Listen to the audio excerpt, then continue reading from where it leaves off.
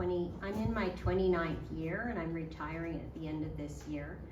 But it's been a great run, and I'm really pleased with what I've accomplished there over that time period.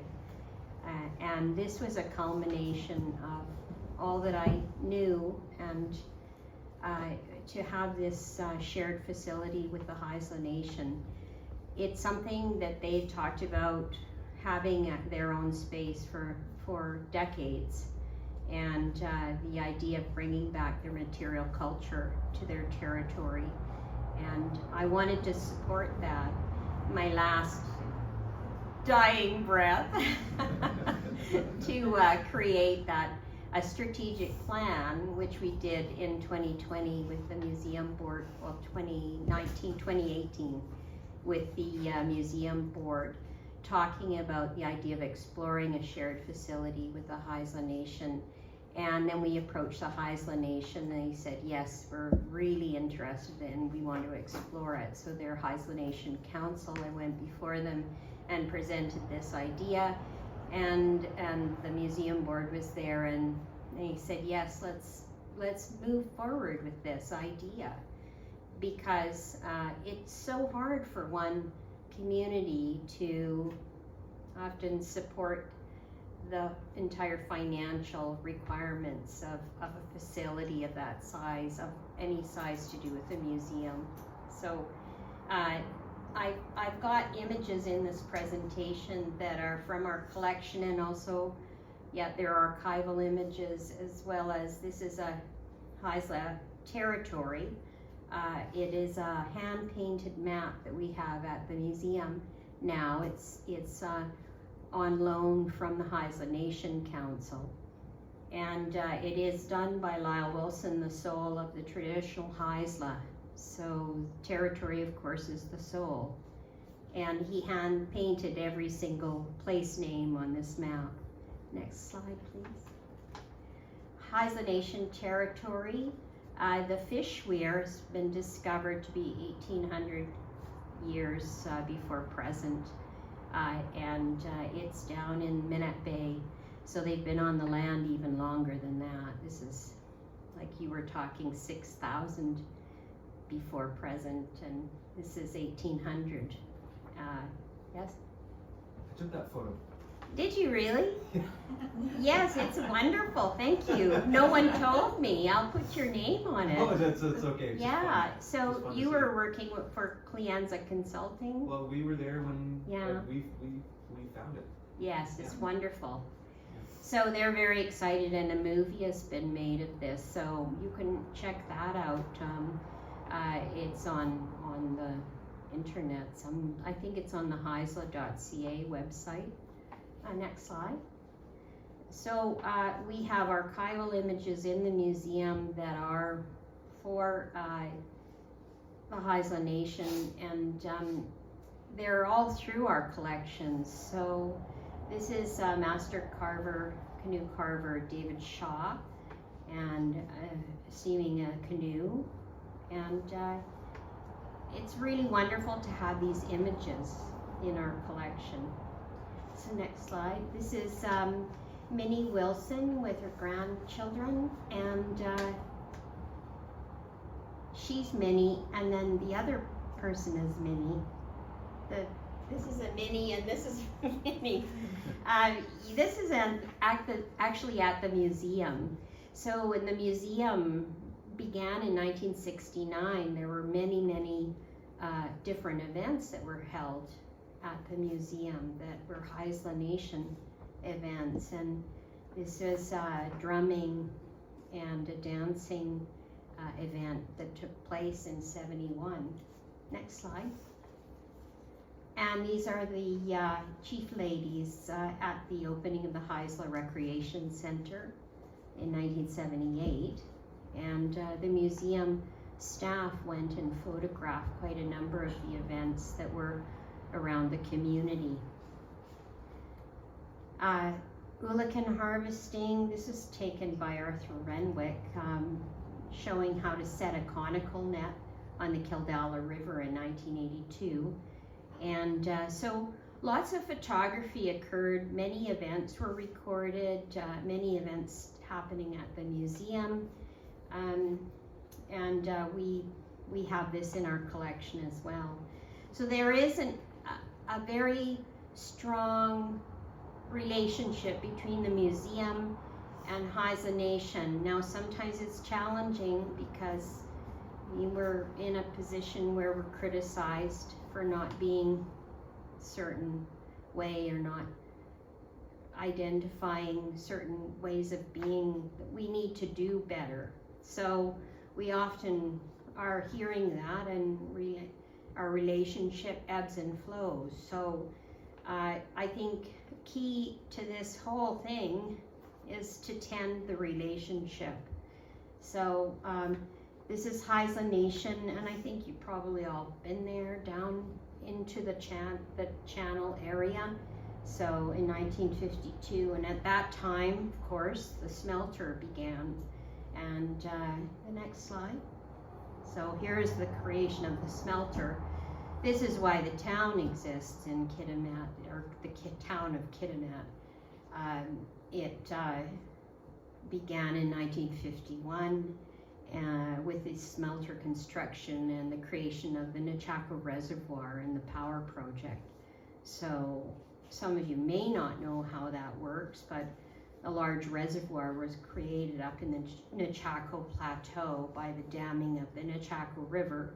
And then all of that water that was filled up the reservoir and actually flooded much land that belonged to the Cheslada Nation, it now flows through the tunnel, which goes through the mountains and falls into the turbines through the mountain and Mount Dubose into the turbines to create energy. And then that energy is taken across the mountains by transmission line to the smelter, and they create aluminum. It takes a lot of energy to create aluminum.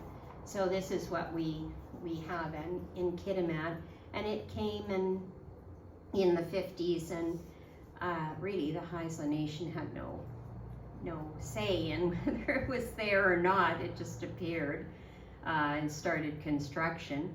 There was contact between the village and the town, but it's always been strained, over many, many years. It's still strained. There's lots of things that the relationship has to be open and transparent and respectful. And so, next slide. Yeah, they also got certain things at the time of the creation of the smelter. Of course, a telephone came in, and then the road as well. That was created down to Kitimat Village. So there were some amenities that occurred. But Haisla Nation, Kitimat Village had power through generators. They had bought a generator to have street lights. I think in the 30s, the 1930s, they actually had street lights along the pathways down in the village. So they did ways and means. They pooled their money and they bought a generator and brought it up from Vancouver. So they did their own thing and actually continue to. They have many rocks in the fire. Like, they're doing things all the time. Yeah, next slide. This is the museum, and we opened in 1969.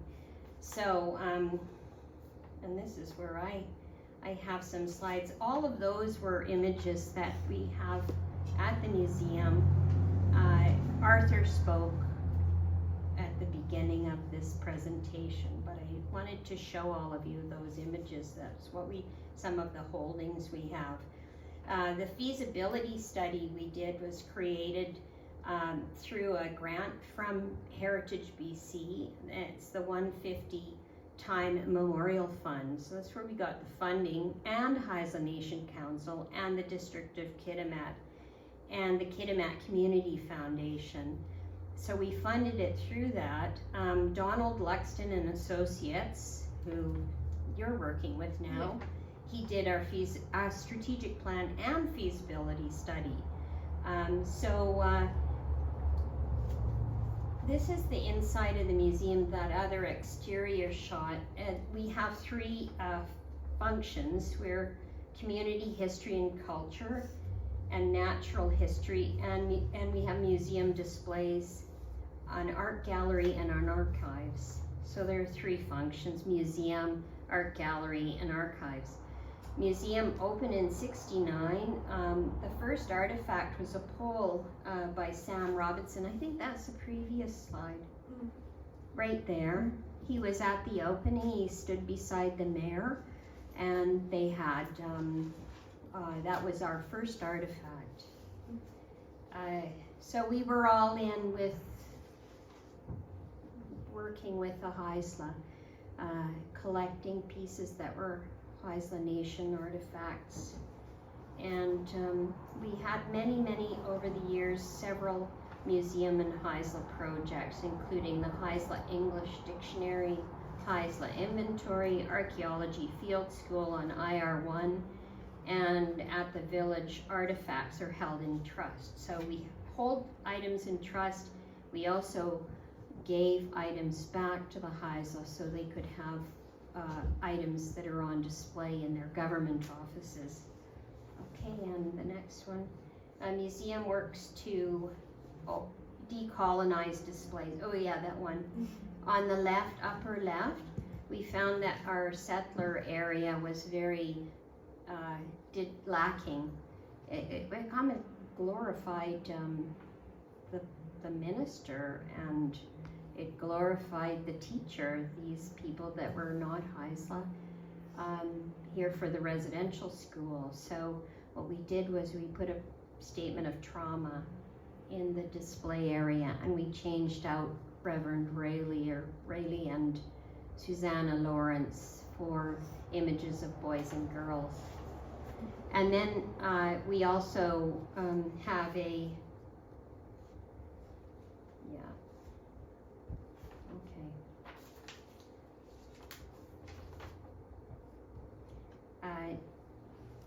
we need more additional storylines. We need more to build in more information on Haisla, knowledge of the environment into certain areas, on Haisla views of the town showing up in their territory, and need to talk about some of those things and present them. It's very important for being transparent. So blending storylines is actual goal in this new shared facility. And stories will be told from a variety of perspectives, cultural, social, political, environmental, and economic, and in both exhibitions and programming, and with artifacts, both tangible and intangible, so song, dance, and oral history. So we want to make a welcoming place for Haisla Nation. Next slide. Relationship building is critical. Yeah, this is our archaeological collection we have. And Holly mentioned about us being a repository. Yes, we continue to be that. And this is the new Haisla Nation area that we included 9 panels of cultural information that we actually worked with a language Haisla teacher at Culture and Language program, and we asked for her review of what we had put together from, first of all went to Haisla Nation Council and asked if I could use their written source, Haisla, We Are Our History, which outlines Nuyam, the code of living by your protocol, how you live, who you are as a person, and how to be a good person. We included that in our display. We talked about social organization, territory, Haisla food harvesting, their food from flora and fauna and the ocean. We've included as much as we could in a very brief and a small space. So, and then as well, ancient like wood and stone, uses of those important materials on the land, and we've included it all in this area. Definitely can only touch on it briefly because it's such a small space. Okay. So what I wanted to also show in that space is that Haisla Nation is not living in the past. I mean, culture continues on. And so this is the Kapskolas pole that was a replica was made by these three fellows in 2000. It's Henry Robertson and his two nephews, Derek and Gary Wilson. And the three of them went to Sweden when that pole was brought back, the old pole that ended up going to the Camano Cemetery and is now laying and resting beside Dan Paul, who was the owner of that name and his name. So these three individuals, they went over to Sweden and they finished carving the pole. But yeah, it's a living culture. It continues on. This is all the archival images that we had in the collection. We had, for the Haisla Nation, we signed an MOU that actually gave them access to all those images, so now they can use them for whichever purpose they require. We signed an MOU saying that these were available, because access is a big thing for Haisla Nation, for any group. If they don't have access to their collection, their materials, then it's a problem. So we didn't want to keep those obstacles up. We wanted to clear them away. The Kitimat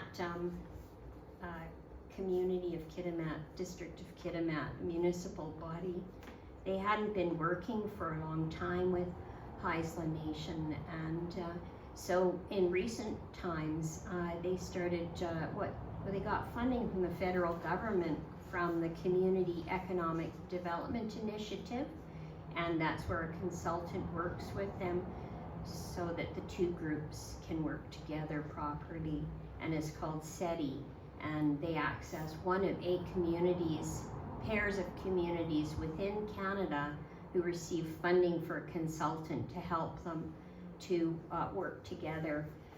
This is prior to that. They realized they hadn't had enough time, enough ability to work together, two governments sharing the same space, and they needed to come together in some way. So this actually is Canada 150 pole that was put up on the Haisla Center land where the old hospital used to be. So it was created to, and it brought together the two communities. So Mayor Phil Germuth and Crystal Smith, the Chief Councillor Crystal Smith, and then chiefs and elders and chief ladies were all together at the pole raising. Next slide. And this is a Haisla Bridge opening when SETI was actually involved. It's been 2022, 2023, and into 2024 that this initiative has been run. And the museum, the idea of having a new museum that is together between two communities was explored at that.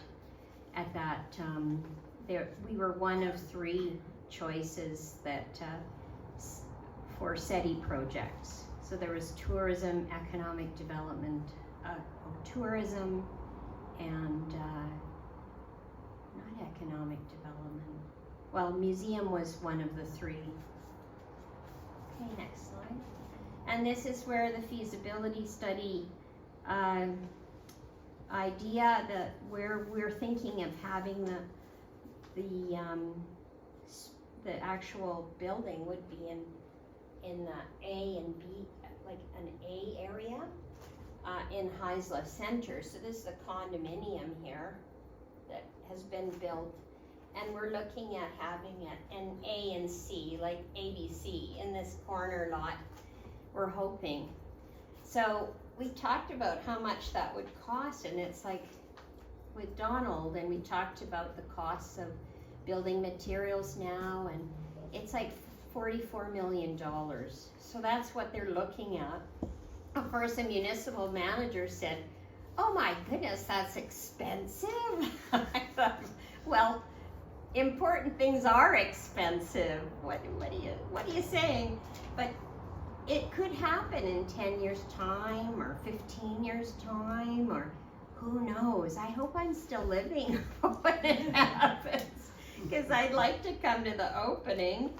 I think the challenges in this whole exploration and journey is, of course, the location. So is it on district land? Is it on Haisla Nation land? And where are we locating it? It definitely needs some more consideration. But I think this was the lot we were looking at. The other one, lot, I think it's D. Anyway, it's or lot 14. Lot 14. That one is now being kind of claimed by the fire hall. And I knew we couldn't get in front of the fire hall for getting a space, because it's a critical service and they've needed a fire hall a long time in Kitimat. But our current area is so small, we just need so much space. And that's our push forward. And of course the Haisla Nation, they've always wanted a space to bring back their cultural belongings to their territory. So that's their push forward. And so we just combined those two needs and thought of this idea. So is the DOK and HNC really financially ready? I would say they're wealthy, but I don't think they're ready yet, because they have to work out what this 50-50 split is, which is what they've agreed upon. But what it involves and how they're going to communicate with each other, what is the framework for this new facility. And the museum does have a good operating budget, so we're funded 75% of our operating comes from the District of Kitimat. And so we're waiting for financial readiness. There's other priorities that both communities have before them. They're trying to do all sorts of different things. I think District of Kitimat has the fire hall and the water treatment, a new water treatment plant in their future. So we're kind of in the line there. We're queuing up, but who knows when that's going to be. So I guess that's it. I said all that I had to say. Is there anybody have questions or